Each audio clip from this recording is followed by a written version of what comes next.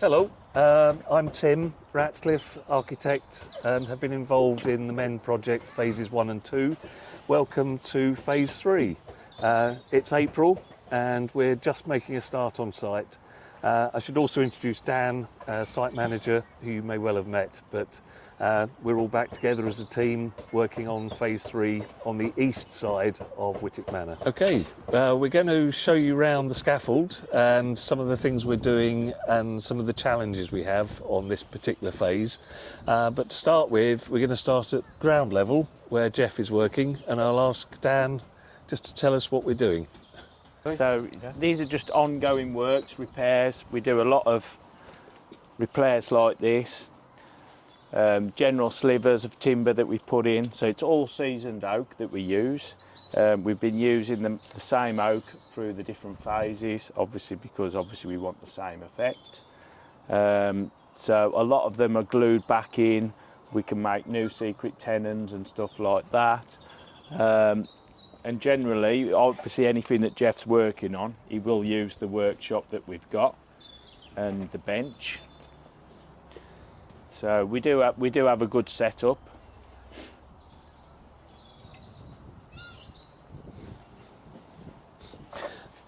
And it's just worth mentioning, if I may, the reason we've had to slice into the brickwork to make the timber recessed is because the big corner post has twisted. So it's actually pushed everything out of line, and to get everything back in line, because I don't know if you remember, there used to be a bulge here, is that we've had to cut into the face of the brickwork to set the timbers back in to compensate for the twist on the post.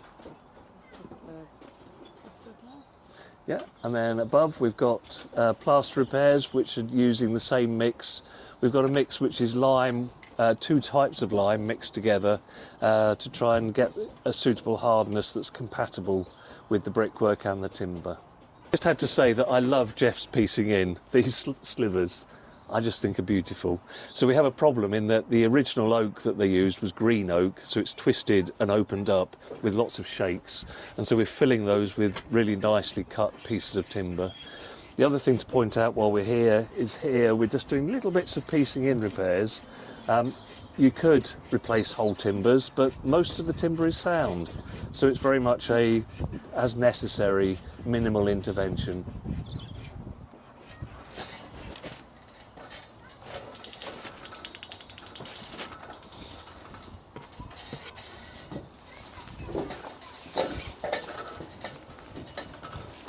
Thank you. Yes.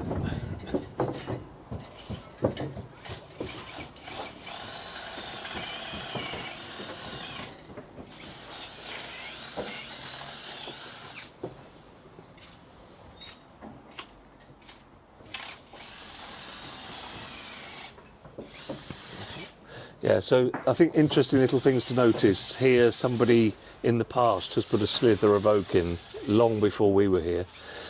Which shows you how much the oak has shrunk over time.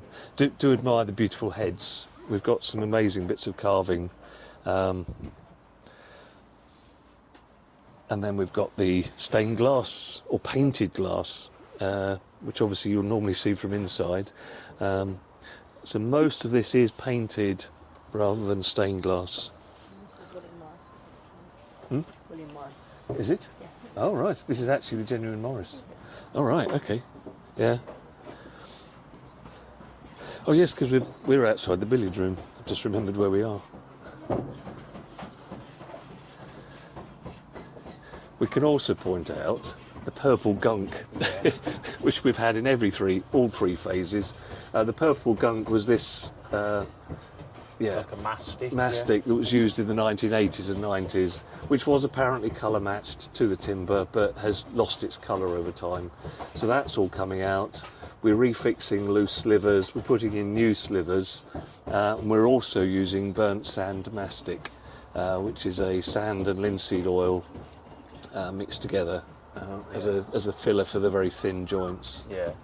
Yeah. So we tend to use the burnt sand mastic on any joints which were really below 5 mil. So anything above that, really, we like to keep to a timber repair. Okay, so up here you've got stainless steel mesh. So This is part of the 1990s, we think, repairs. And the problem really is that it's so close to the surface that you get thermal movement in it. It's been fixed over the original laths, you can see them here, and you've got such a thin coat, it's almost bound to fail. So we're taking that off where that's happened. Wherever it's cracked, we go around and tap and check for hollow sounds, and those ones are coming off, and we'll put back a more traditional lath detail. Oh, is this Jeff? Yeah. Yeah, he's busy.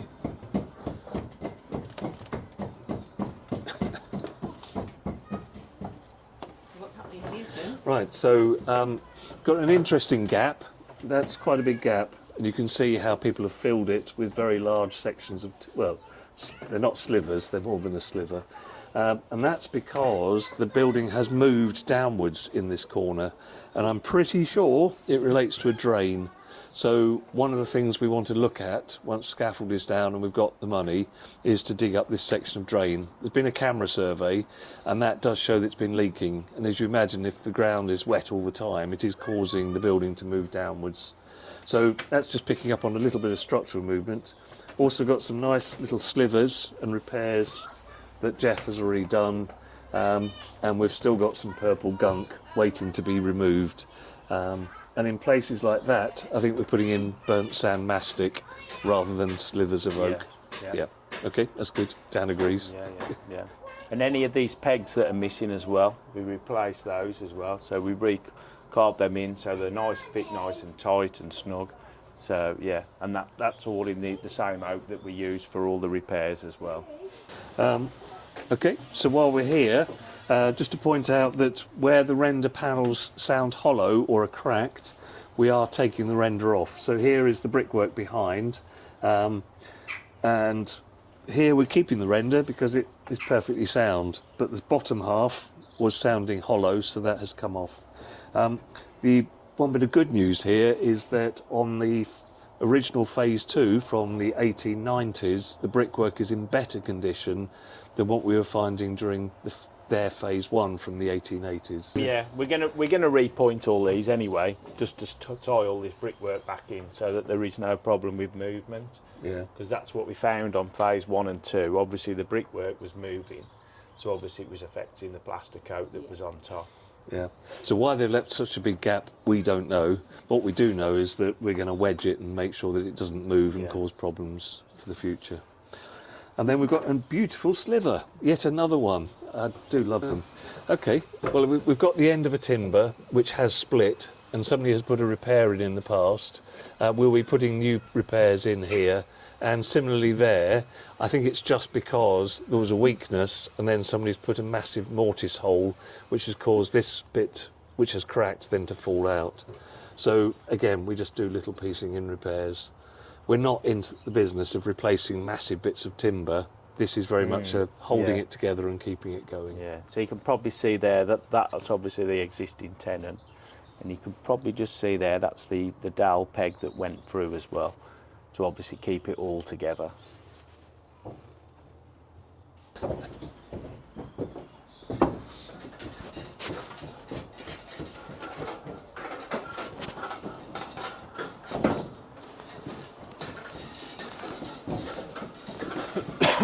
Here, we've got the same interesting detail that we found in phase 2, in that whoever made the quatrefoil panels seems to have made them for a square, and the panels are all slightly elongated.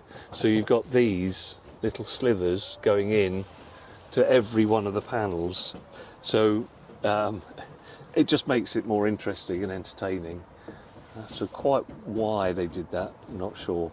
But it suggests non-communication. We're using a hydraulic lime, so it's a NHL 3.5, which means it's a moderately strong hydraulic lime.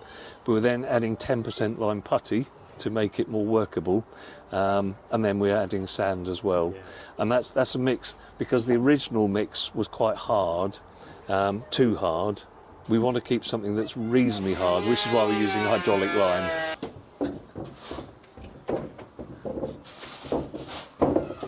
Hi James, you all right?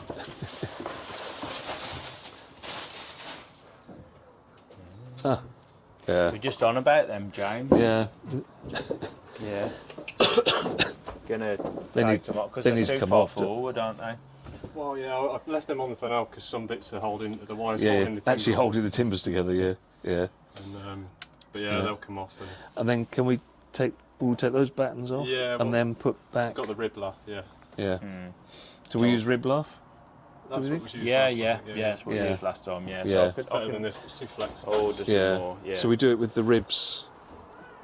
Yeah, Ribs inwards, yeah. ribs inwards, so that it brings the mesh forwards. Yeah. Otherwise, yeah, unless you can get a batten all the way around, these just don't seem to. Yeah. I think that's half the problem with these. They're not actually that. Yeah. Yeah. Where I they're mean, springing on the. Yeah. I mean, when you see that, you understand why it's failing, really. Yeah. Yeah. Yeah.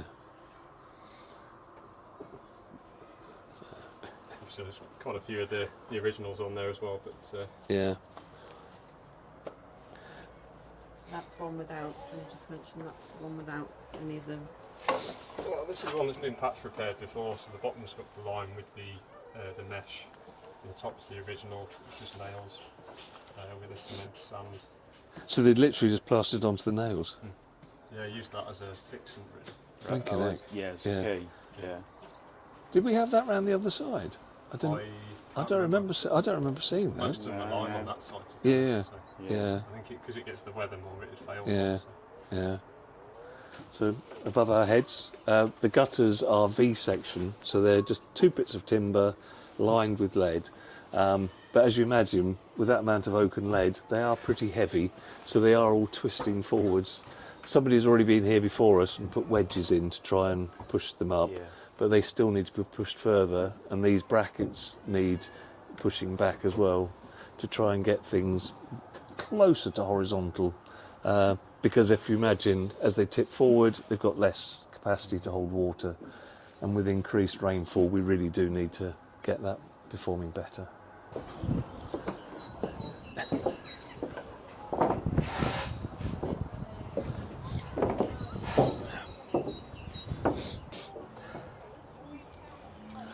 So Dan's just pointing out a bit of a wobble. Do you want to show us the wobble? Yeah. So, So as you can see, this needs a bit of looking at. So we're hoping we can refix up into somewhere that's solid, that will basically just fix it all back, and we don't get that movement again. So, but at the minute, it's not looking too good. But obviously, we will fix that. Was it that wobbly when the plaster was in? yes, Yes. and that's one Yeah. of the reasons. So one of the reasons this plaster, which is original, failed is because the whole panel was moving. Yeah. Because I started tapping them and going, oh, that sounds hollow, and it's a bit wobbly, and I realised it wasn't the plaster that was moving; it was the Yeah. whole panel. Yeah. So yeah, we'll do some investigation work on that, and hopefully get a good fixing back, so we solve the problem. Yeah. And also, while we're here, it's worth. This is where we've got the original detail. They used a cement mix and they just banged nails into the wood and put the render straight onto the nails. So that's the only key we've got.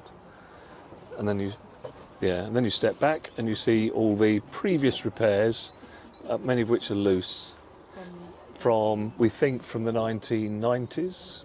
Not quite sure, but it feels like that. Yeah. So all of these we're going to keep but refix Yeah. and make a little more So you'll permanent. probably see a strap at the back. So they've used a strap originally just to tie everything back in. But we'll do the same method as well, and obviously oversee these as well and refix them all so that they're all Yeah. solid. It's the same approach as what you've already Yeah, done. Yeah. So, and any that are actually missing, like the one down there, will be replaced Yeah. with a new one. Yeah, we're going to replace this because that's failing. Yeah. But the roof itself here, well, we're going to do stripping of one side, but the other side looks perfectly sound. So this. Yeah.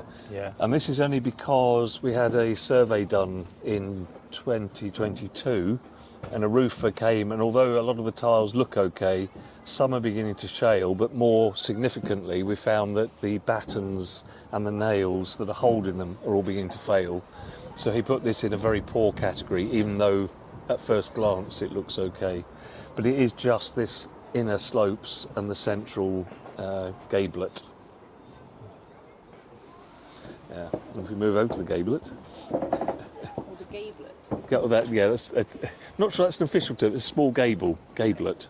So that's a fox. Yeah, fox or whatever it is, or a wolf. It being Wolverhampton. Yeah. Yeah. And again, we're not doing major repairs. We're just keeping everything. So although the wood's a bit flaky, it's still basically structurally sound. So we're keeping it and just helping it carry on. Yeah. And again, we'll be repointing these. And obviously re-cleaning all this horrible pink gunk off that's on here now. And any burnt sand mastic on any fine splits, we'll be doing that as well. And I think being up here up the gutter, it actually shows you quite what the problem is, because when it starts to tilt forward and bend, the water's just not going away. So these are the only two like this that we've got externally of such big size, and they're a bit like the pendants that were in the plasterwork down in the room next to the billiard room. And so we'd call these pendants, for want of a better word, with quite a nice Middle Eastern influence, I think. Yeah, so Pinnacle on the eastern. So somebody has cut shoulders into this older oak and then replaced this at some point, but the replacement has split and fallen apart and is now feeding water into the core of the original. You can also see on the original lots of very nice decorative details, but these are very worn here and the wood is now splitting. So, and there you can see it's actually coming away. So we are thinking this is an area where we'd like to do a repair, but we haven't got the money at the moment. So hoping we might be able to find some extra funds, because while we're here this high up, it would be a shame not to be able to sort this out. And as a remedial, if we don't have the money, like what would you do? Just cut it off? Just take that off and put a piece of lead on this to throw. Yeah. Just to So stop it'd any be, further I mean, damage. it would keep this, but this is going to fall one day when the nail that's holding it finally rusts through. So I think this needs to come off whatever, and worst case we just put a piece of lead on and throw the water off, and that would be honest repair, but it would be a shame. Would you introduce some lead into this then? Yeah, I'd like to do that. Yeah, so because water's feeding down there. Because it's not the best at the back No. either, is it? In fact, the word bodge detail. job comes to mind. Yeah. Yeah.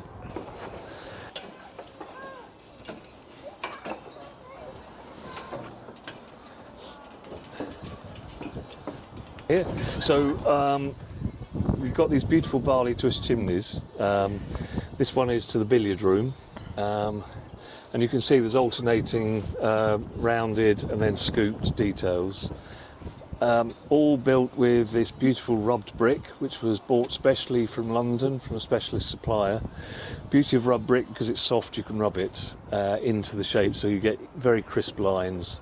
The only problem is that this, as with other chimneys, has been built with a very hard cement, and every attempt to try and take the cement out just causes the blade to flick into the soft brick. Yeah.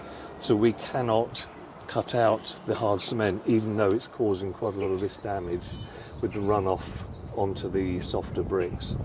So sadly, good conservation is we have to leave it. We'll do little bits of pointing where we can, but it's one of these things that until somebody invents a laser cutter that can take it out, or the weathering gets so bad we have to take it down, at the moment the best thing we can do is walk away, which is the same as we found in phase one.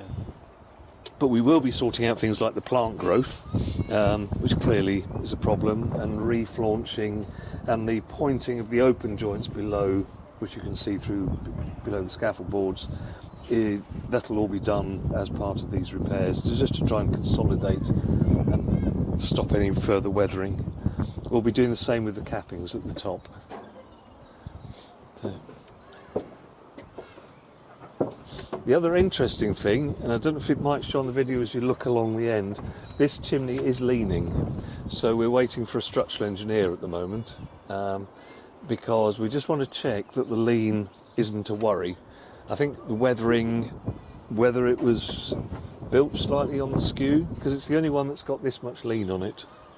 But we just want to be sure that there's no danger of it going further.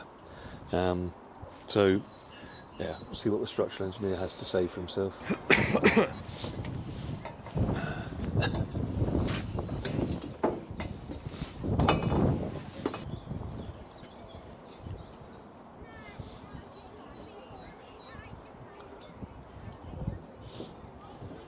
So up on this level we have an interesting Krenellation detail. Interesting because these bricks are obviously made from a standard pattern with a hole in them, and these weren't meant to be set as far forward, but the bricklayers or whoever designed it decided they'd quite like that. Not a problem, just an interesting little aside. What you will see is a few bricks that are decaying because of the runoff. All we want to do at this level is consolidate this flaunching, make sure water isn't being fed around the chimney pots, and just make sure everything stays watertight. It's also worth pointing out this cable you see running around, this is the lightning conductor. So the lightning protection system runs all the way around the chimney pots, and then if struck, should take the lightning down to ground. So basically what we are doing is we're taking these off. Obviously if they don't need repairing, we're not repairing, but some have got some holes in the lead, which we will patch that up. So then what we did on the other phases, so we had a galvanised strap. It's like probably an inch wide, and it just sits on the top of this, and then that's just mastic down, so that then when this goes back on, it won't sag. It won't sag. Yeah. So, and obviously then you're not getting the puddles of water just sitting in the dish. I suppose the nice thing about these chimney pots, which is sort of, a detail we see at Wightwick, is that they've got the vents in that were to help the smoke draw, but it also means that the chimneys are naturally ventilated by these holes, even though we've got lead caps on them. So keeping the ventilation, the flues ventilated is an important thing to consider.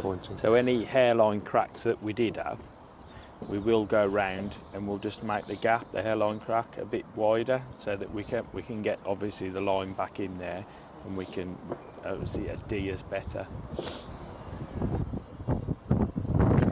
Okay, that's us finished for now. Just to say, we're here until the beginning of August, so if you do have questions, do grab us and ask more. Also, just to say, it's really nice to hear volunteers talking to members of the public and visitors about the work and sharing the excitement about this project. So thank you for all you do. We are around, do talk to us, and maybe we'll do another video at the end of the after, so you can see some of the work finished. Yeah, and it's just nice how the public interact with the guys on site.